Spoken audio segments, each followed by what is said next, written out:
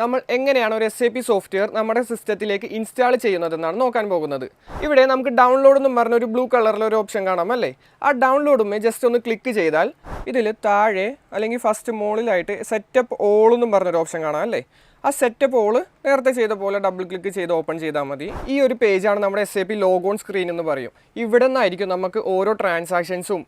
Hi hello, എല്ലാവർക്കും SAPയുടെ പുതിയൊരു വീഡിയോയിലേക്ക് സ്വാഗതം. ഇന്ന് നമ്മൾ എങ്ങനെയാണ് ഒരു SAP സോഫ്റ്റ്വെയർ നമ്മുടെ സിസ്റ്റത്തിലേക്ക് ഇൻസ്റ്റാൾ ചെയ്യുന്നതെന്നാണ് നോക്കാൻ പോകുന്നത്. SAP പഠിക്കാനായിട്ട് എല്ലാവർക്കും താല്പര്യമുണ്ടാകും, പക്ഷേ അതെങ്ങനെയാണ് ഇൻസ്റ്റാൾ ചെയ്യുക എന്നുള്ളത് എല്ലാവർക്കും ഒരു കൺഫ്യൂഷനുള്ള കാര്യമാണല്ലേ. നമ്മൾ ഇന്ന് അത് എങ്ങനെയാണ് ഇൻസ്റ്റാൾ ചെയ്യുന്നത് എന്നുള്ളത് സ്റ്റെപ്പ് ബൈ സ്റ്റെപ്പ് എല്ലാ സ്റ്റെപ്പും ഫോളോ ചെയ്ത് നമുക്ക് നോക്കാം. ഫസ്റ്റ് തന്നെ SAP ഇൻസ്റ്റാൾ ചെയ്യാനായിട്ടുള്ള ലിങ്കിൽ നമ്മൾ ക്ലിക്ക് ചെയ്യുക. ക്ലിക്ക് ചെയ്യുമ്പോൾ നേരെ ബ്രൗസറിലേക്ക് പോയിട്ട് ഇങ്ങനത്തെ ഒരു വിൻഡോ ആണ് ഓപ്പൺ ആയിട്ട് വരിക. ഇവിടെ നമുക്ക് ഡൗൺലോഡ് എന്നും പറഞ്ഞൊരു ബ്ലൂ കളറിൽ ഒരു ഓപ്ഷൻ കാണാം അല്ലേ. ആ ഡൗൺലോഡുമേ ജസ്റ്റ് ഒന്ന് ക്ലിക്ക് ചെയ്താൽ നമുക്ക് പുതിയ വേറൊരു വിൻഡോ വരും. ഓക്കെ, ഇവിടെ ഡൗൺലോഡ് എനിവേ എന്നും പറഞ്ഞൊരു ഓപ്ഷൻ ഉണ്ട്. ഈ ഡൗൺലോഡ് എനിവേ എന്നും പറഞ്ഞൊരു ഓപ്ഷൻ 458 MB ഒരു ഫയലാണ് നമുക്ക് SAPയുടെ വരുന്നത്. അത് ഡൗൺലോഡ് എനിവേ എന്നും പറഞ്ഞൊരു ഓപ്ഷനുമ്പോൾ ക്ലിക്ക് ചെയ്യുമ്പോൾ നമുക്ക് ഓട്ടോമാറ്റിക്കായിട്ട് നമ്മുടെ ഡൗൺലോഡ്സിലേക്ക് അത് ഡൗൺലോഡ് ആയിക്കോളും. ഇനി ഞാനിവിടെ ഓൾറെഡി ഡൗൺലോഡ് ചെയ്ത് വെച്ചിട്ടുണ്ട്. അപ്പോൾ എൻ്റെ മൈ PC ഞാനൊന്ന് ഓപ്പൺ ചെയ്യാണ്. എൻ്റെ ഫോൾഡേഴ്സിൽ ഡൗൺലോഡ്സ് എന്ന് പറയുന്ന ഫോൾഡേഴ്സിൽ ദിസ് 7.6 ECC എന്നും പറഞ്ഞൊരു ഫോൾഡർ എനിക്ക് അവിടെ വന്നു. SAP ഇൻസ്റ്റാൾ ചെയ്യാനായിട്ടുള്ള ലിങ്കിൽ ക്ലിക്ക് ചെയ്തിട്ട് അത് ഡൗൺലോഡ് ചെയ്ത് കഴിഞ്ഞപ്പോൾ 7.6 ECC എന്നും പറഞ്ഞൊരു സോഫ്റ്റ്വെയർ അവിടെ വന്നു, ഒരു ഫോൾഡർ അവിടെ വന്നു. ഇത് കംപ്രസ്ഡ് ഫോൾഡറാണ്. ഇത് നമുക്ക് എങ്ങനെ എക്സ്ട്രാക്റ്റ് ചെയ്തെടുക്കണം. ഓക്കെ, ഫസ്റ്റ് തന്നെ എക്സ്ട്രാക്റ്റ് ചെയ്തിട്ടാണ് നമ്മൾ ഇൻസ്റ്റാൾ ചെയ്യാനായിട്ട് പോകുന്നത്. അപ്പോൾ 7.6 ECC എന്ന് പറയുന്ന ഫോൾഡർ ഡബിൾ ക്ലിക്ക് ചെയ്ത് ഓപ്പൺ ചെയ്യാം. ഇതിൽ BDNW എന്നും പറഞ്ഞൊരു ഫോൾഡർ ഉണ്ട്, അത് ഓപ്പൺ ചെയ്യാം. Next press 1.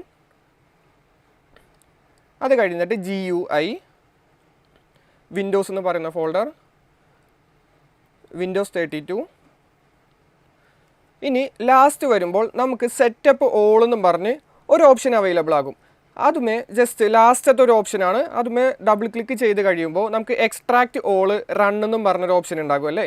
അതിൻ്റെ അകത്ത് ഫസ്റ്റ് തന്നെ ഞാൻ പറഞ്ഞു നമുക്ക് എന്ത് ചെയ്യണം, ആദ്യം തന്നെ നമുക്ക് എക്സ്ട്രാക്റ്റ് ചെയ്യണം.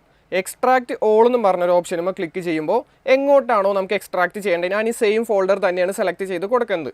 ഞാൻ വേറെ ചേഞ്ചസ് ഒന്നും വരുത്തുന്നില്ല. ഓക്കെ, എന്നിട്ട് ജസ്റ്റ് എക്സ്ട്രാക്റ്റ് കൊടുത്തു കഴിയുമ്പോൾ ഓട്ടോമാറ്റിക്കായിട്ട് അത് എക്സ്ട്രാക്റ്റ് ആയിക്കോളും. നിങ്ങളുടെ സിസ്റ്റത്തിൻ്റെ സ്പീഡ് അനുസരിച്ച് അത് വേഗം എക്സ്ട്രാക്റ്റ് ആയിക്കോളും. ഓക്കെ, നമുക്ക് വെയിറ്റ് ചെയ്യാം. എക്സ്ട്രാക്റ്റ് ചെയ്ത് കഴിഞ്ഞപ്പോൾ എനിക്ക് അവിടെ ഡൗൺലോഡ്സിൽ തന്നെ സെയിം തന്നെ 7.6 ECC എന്നും പറഞ്ഞ് വേറൊരു ഫോൾഡറും കൂടി വന്നു. ഇത് കംപ്രസ്ഡ് ഫയലല്ല, നോർമലായിട്ടുള്ള ഫോൾഡറാണ്.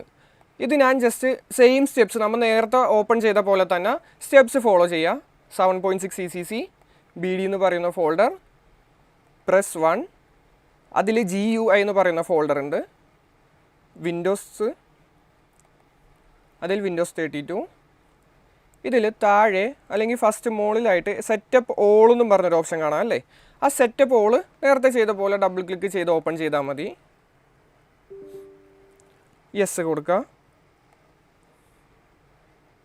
SAPയുടെ വിൻഡോ നമുക്ക് ഓപ്പൺ ആയിട്ട് വരും ഇൻസ്റ്റാൾ ചെയ്യാനായിട്ടുള്ളത്. ജസ്റ്റ് നെക്സ്റ്റ് കൊടുത്ത് പോകാം. നെക്സ്റ്റ് കൊടുക്കുമ്പോൾ നമുക്കിവിടെ ഏതൊക്കെ ഓപ്ഷനാണ് SAP ഇൻസ്റ്റാൾ ചെയ്യുമ്പോൾ അവൈലബിൾ ആവേണ്ടതെന്നുള്ളതാണ്.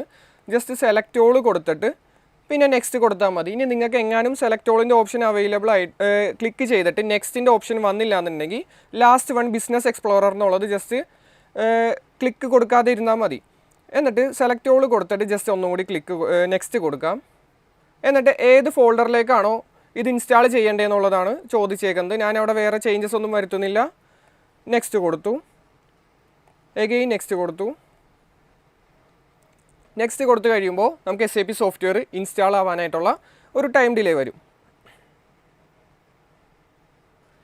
ഇവിടെ എൻ്റെ SAP സോഫ്റ്റ്വെയർ ഇൻസ്റ്റാൾ ആയി കഴിഞ്ഞിട്ടുണ്ട്. ഇൻസ്റ്റാൾ ചെയ്തപ്പോൾ ചില സിസ്റ്റത്തിൽ റീബൂട്ട് ചെയ്യാനുള്ള ഒരു ഓപ്ഷൻ ചോദിക്കും.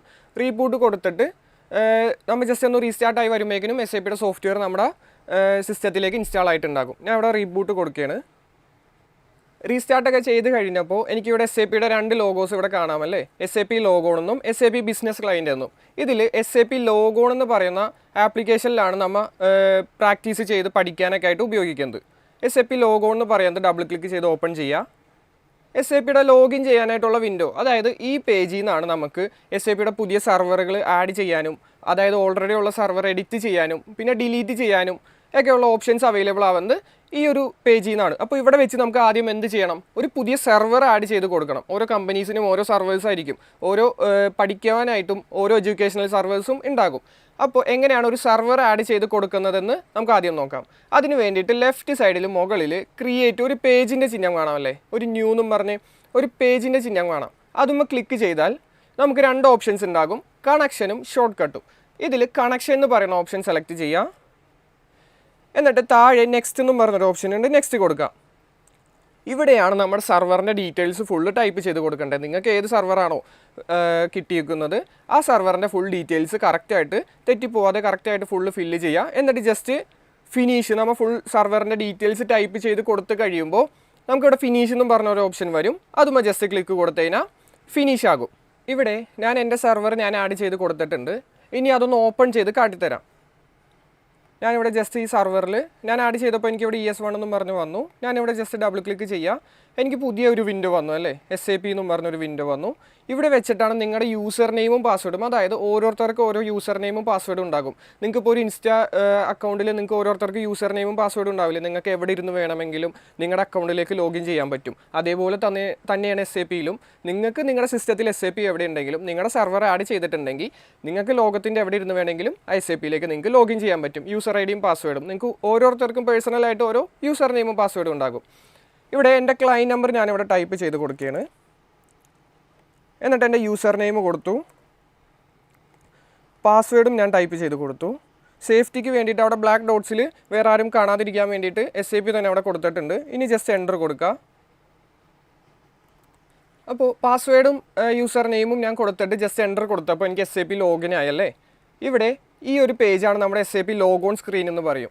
ഇവിടെ നിന്നായിരിക്കും നമുക്ക് ഓരോ ട്രാൻസാക്ഷൻസും, അതായത് കോൺഫിഗറേഷൻസും ഓരോ ട്രാൻസാക്ഷൻസും പിന്നെ പർച്ചേസിങ്, സെയിൽസ്, അതേപോലെ നോർമലായിട്ടുള്ള ലെഡ്ജേഴ്സിൻ്റെ ട്രാൻസാക്ഷൻസ്, ഡണ്ണിങ്, പിന്നെ അസറ്റ്സിൻ്റെ ട്രാൻസാക്ഷൻസ്, അങ്ങനെയുള്ള എല്ലാ കാര്യങ്ങളും നമ്മൾ ചെയ്യുന്നത് ഈ ഒരു പേജിൽ നിന്നായിരിക്കും. നമുക്ക് ഇവിടെ നിന്ന് ഓരോ ട്രാൻസാക്ഷൻസ് ചെയ്യാനായിട്ട് ഓരോ കോഡുകളുണ്ട്, അതായത് ട്രാൻസാക്ഷൻ കോഡ്സ് നമുക്ക് യൂസ് ചെയ്തിട്ട് ഓരോ പേജസിലേക്ക് നമുക്ക് പോയി ട്രാൻസാക്ഷൻ ചെയ്യാൻ പറ്റും. ഈ ഒരു വൈറ്റ് ബോക്സിലാണ് നമുക്ക് ട്രാൻസാക്ഷൻ കോഡുകൾ ടൈപ്പ് ചെയ്ത് കൊടുക്കുന്നത്.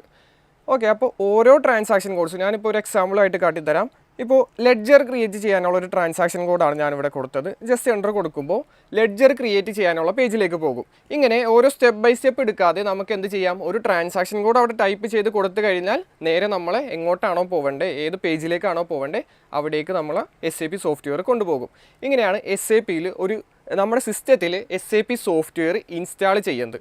ഓക്കെ, SAP സോഫ്റ്റ്വെയർ ഇൻസ്റ്റാൾ ചെയ്യാനായിട്ടുള്ള ലിങ്ക് വേണമെങ്കിൽ താഴെ കൊടുത്തിരിക്കുന്ന ഡിസ്ക്രിപ്ഷനിൽ ഒരു ഫോമിൻ്റെ ലിങ്ക് കൊടുത്തിട്ടുണ്ട്. അതൊന്ന് ജസ്റ്റ് ഫില്ല് ചെയ്താൽ മാത്രം മതി, നിങ്ങൾക്ക് SAPയുടെ ലിങ്ക് പ്രൊവൈഡ് ചെയ്യാം.